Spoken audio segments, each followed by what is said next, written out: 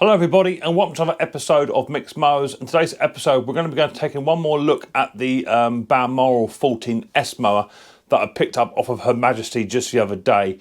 The reason being I've got it all running, but the drive does feel a little bit graunchy. When I first picked it up you couldn't even freewheel the roller forwards or backwards, it wouldn't do it at all. But it has improved, just spraying some WD-40 down there, but it's still not quite right.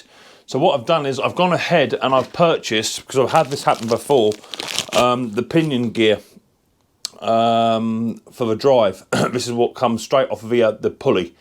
And I've had these fail before and it feels very, very similar to that. So I don't know whether you guys have experienced it, where the drive on the rear roller locks up, or you get this juddery sensation going on. So we're going to look into that on the Balmoral first. I've got one or two other machines I want to get videos done on today also. If this is the first time you're watching Micks Mowers, hit the subscribe button, whack your bell, set your notifications to all. That way you'll be told when I've done a video, or two, I'm on my Saturday night wiki live stream, which starts at 6:30 PM UK time. So without further ado, let's get down and dirty and let's sort out this drive on this Balmoral.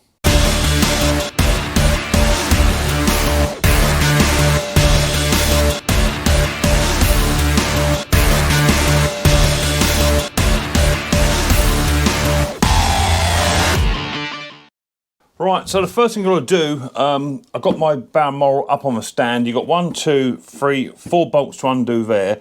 They're Allen keys. Just undo those 4 and then your side cover will just drop straight off. The next thing you want to do is you want to grab yourself a flat-headed screwdriver. Not too big, about a medium-sized one. And you've got a little tiny circlip just here on this gear. On this pulley, sorry. Just want to remove that ever so gently without jabbing yourself in the hand, Mick. It always hurts more when it's cold, right? So just remove that, and there's a little tiny flat washer to come off as well, okay? Remove those, put them to one side.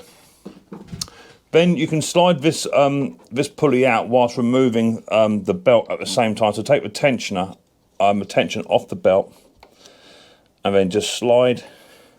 You could do with new belts too.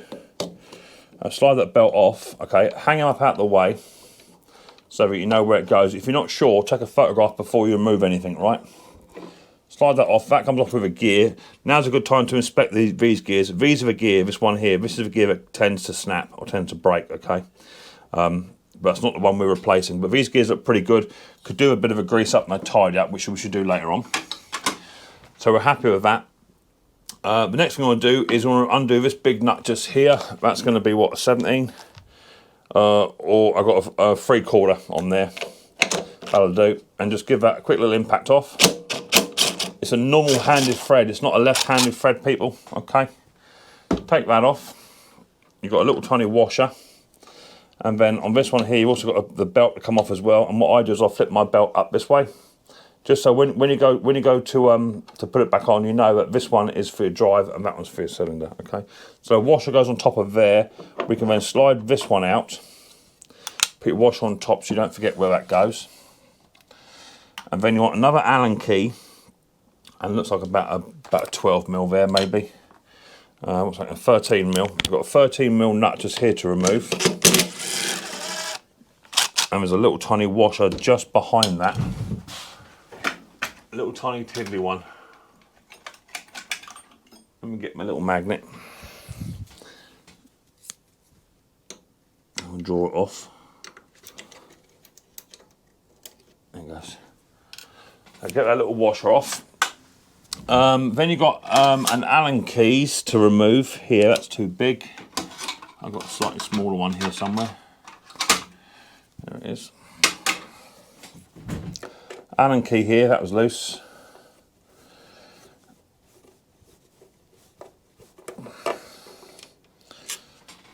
One bolt there, and then we change it over to I think it's a Phillips or Torx down the bottom.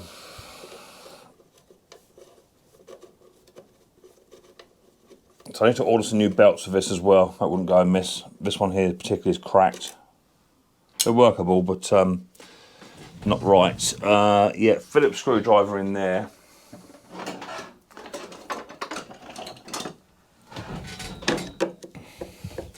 And then you've got three 3 Phillips screws to remove. So the Phillips screws go on the bottom and the Allen keys go on the top.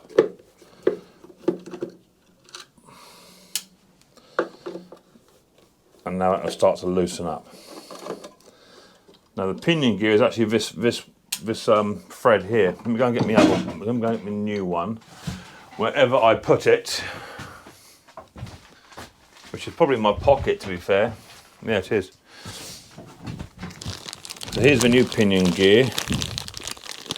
This is part number. This is a fit for classic Quocast 2.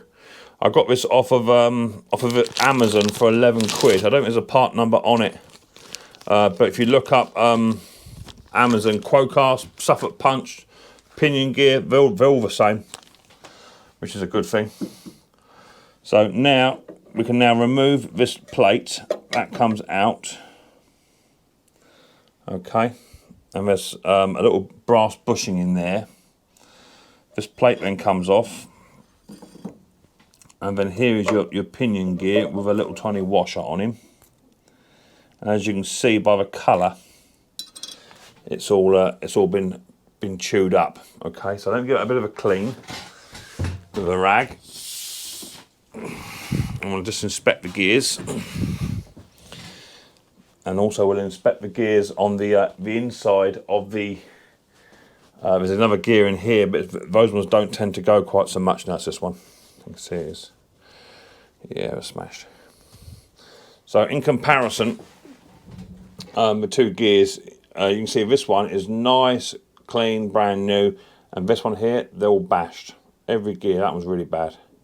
Bashed, that one's not too bad. Bashed, bashed, bashed, bashed, they're all shot. Okay.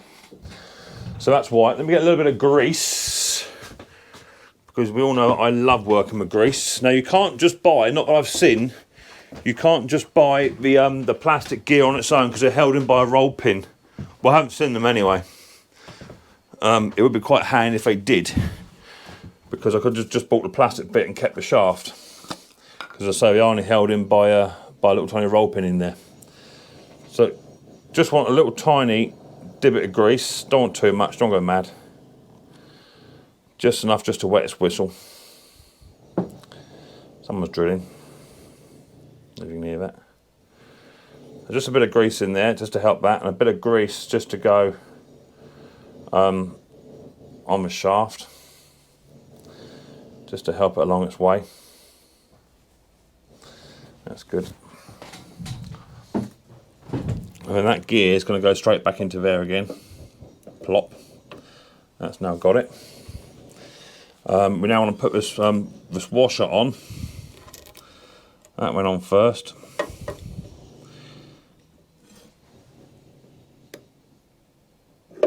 That's not going to fit yet, it does. Then this plate then goes on. There'll be a little tiny collar for that. That goes like that. That goes like that. And then this one here, I'm going to give it a wipe off and just introduce a bit more grease into that brass bushing. Not too much. Don't go mad. Just wants a little tiny helping hand. That's all it wants. I'm not packing it with grease. Just wants a bit of a helping hand, that's all. And then this one goes on through there, all the way on, and on the bolt on the bottom, just here, push it all the way home. That's now in. That gear's now sorted. Get your Phillips screws. Start to wind these in. Now one of these screws didn't want to go all the way in. I don't know which one of his bolts. Yeah, let's have a look at that. One was loose.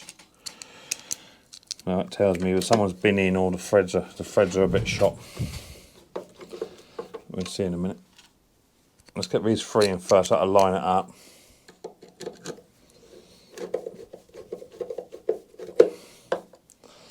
That's that in place.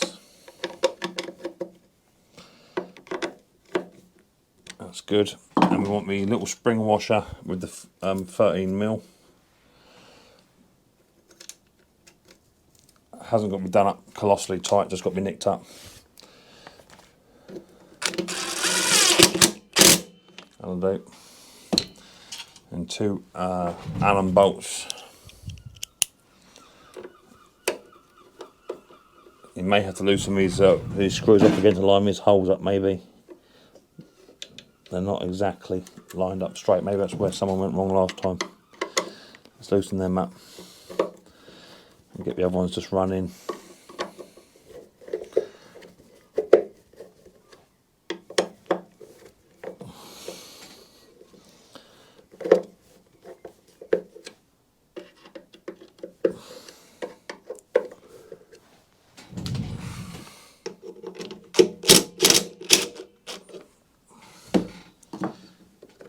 Better. That might stand a better chance of going in now.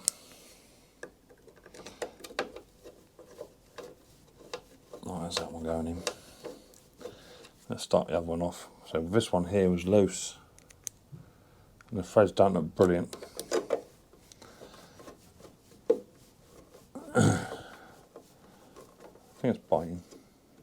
Yeah, it's biting.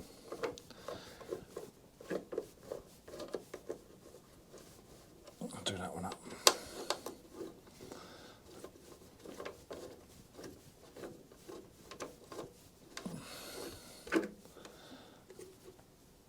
Good. Yeah, better. Do that one. So now it's all pulled in together.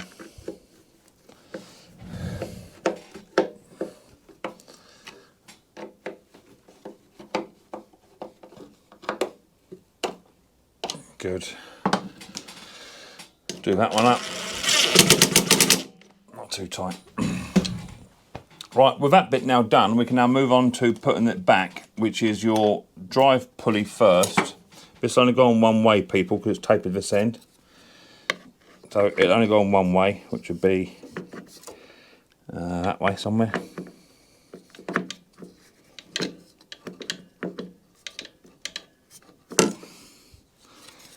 He says.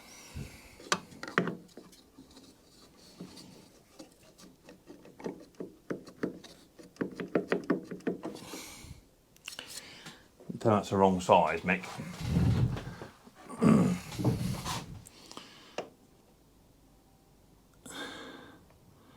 Now this actually looks bigger. The old one looks bigger, so why is that going on?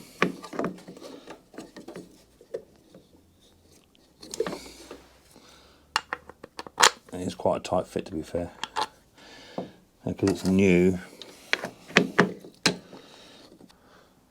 Right, I didn't do any more than literally just file some fresh material off. Literally just the smallest amount, and now that goes on with ease. Copy part. So that goes onto there. That goes onto there. That nut should now fit, which it does. So that doesn't make no sense, right?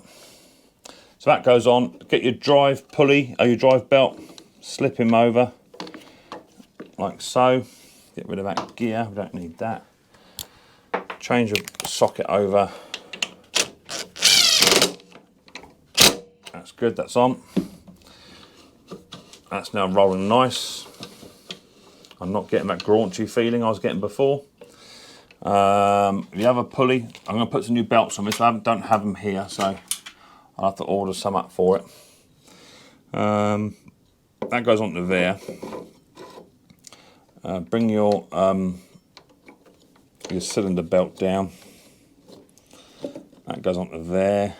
We want a decent sized washer, and then we want that little tiny clip, circlip, C-clip. This is where I always stab myself in the hand. Get a screwdriver, and then get your hand out of the way. There it goes. Once your hand's out of the way, you can give it some, but I wouldn't recommend doing it with your hand in the way, because I always tend to bash myself. Well, that's in place. That's in place.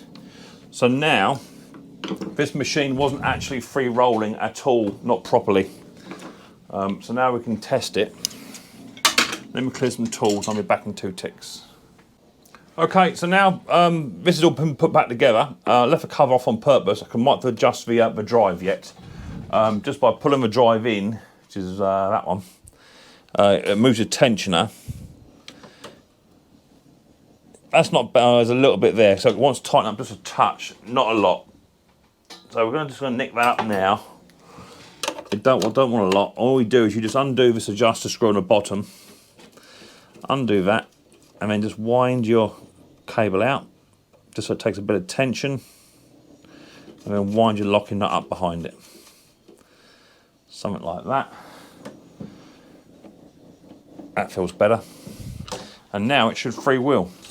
There you go. Free wheels with no obstructions. Nice and smooth. That's how you want it. Good. Let's take it outside now, give it a quick fire up. I'll put the side cover back on. I'm going to grease some of these up as well. Just make sure they've got a bit of grease behind them. And a bit of an air compress, get rid of some of this material, this belt material off. Bit of white lifting grease on these ones down here, and we'll go from there. Right, as you can see in machine now, free wheels, which it wasn't doing beforehand. Let's try and fire it up on the choke. Make sure there's juice in there from last night, because I didn't check it for fuel leaks. Yeah, it's just holding juice, that's good. I don't have the juices on though. Let's have a little look. Off. So that should be on.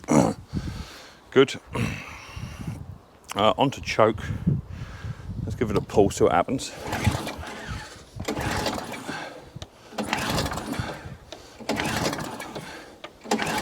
It may want the carburetor flooding.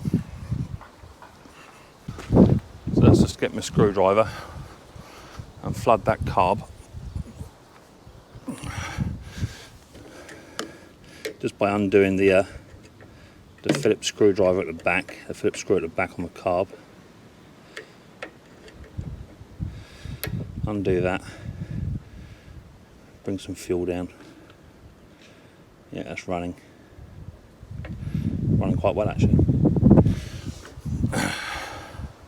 Got some fuel down now. It's going to start to rain in a minute.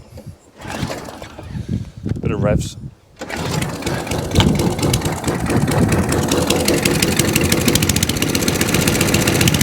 Bit of half choke, just let it warm up.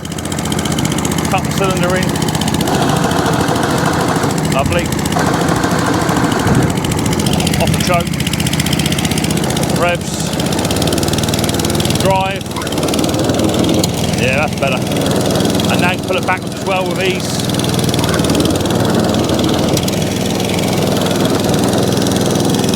Good, that's that little problem solved.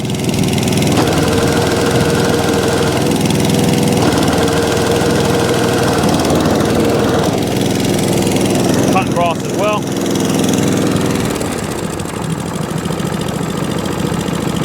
Yeah, happy. Good to go.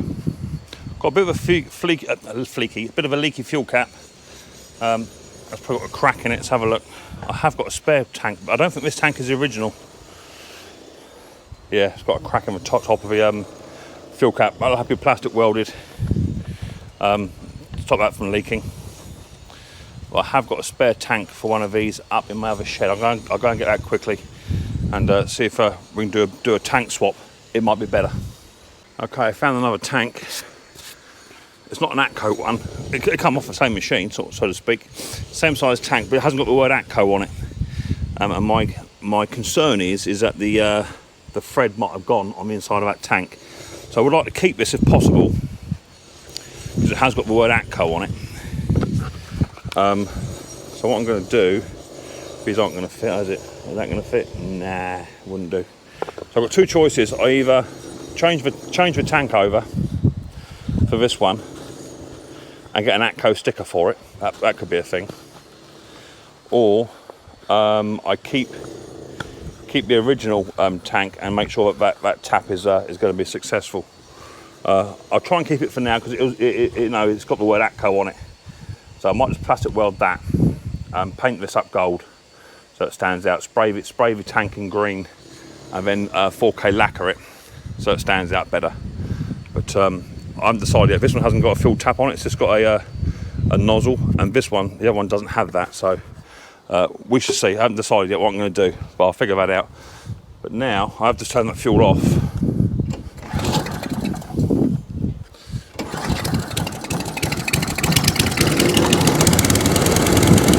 Lovely.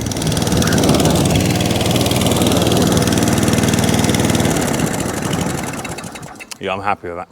Very happy. Okay, so that's the Atco Balmoral now all up and running as it should do. Just got to have a service, new spark plug. I have checked the oil. The oil is absolutely bang on, but it is black. So I'm going to take the oil out of it, ready for next season. New spark plug. I've done the air filter already, so it's got an all change, new spark plugs, as I say. The blades look pretty good. They do turn, and they are quite sharp, and chucks grass into the box, so super happy with that. A good jet wash off and a bit of spit and polish, and that machine will look good as gold. So hopefully the old Queen will love that, and she can have it back. I think she can come and collect it and put it in the back of one of her Rolls Royces, so that won't be too bad. It folds down quite flat as well, so super happy. If this is the first time you're watching Micks Mowers, hit the subscribe button, whack your bell, set notifications to all. That way you were told when I've done a video or two on my Saturday night weekly live stream, which starts at 6:30 PM UK time. I look forward to seeing the next episode of Micks Mowers very, very soon. But until then, people, don't forget, much more importantly, take her easy.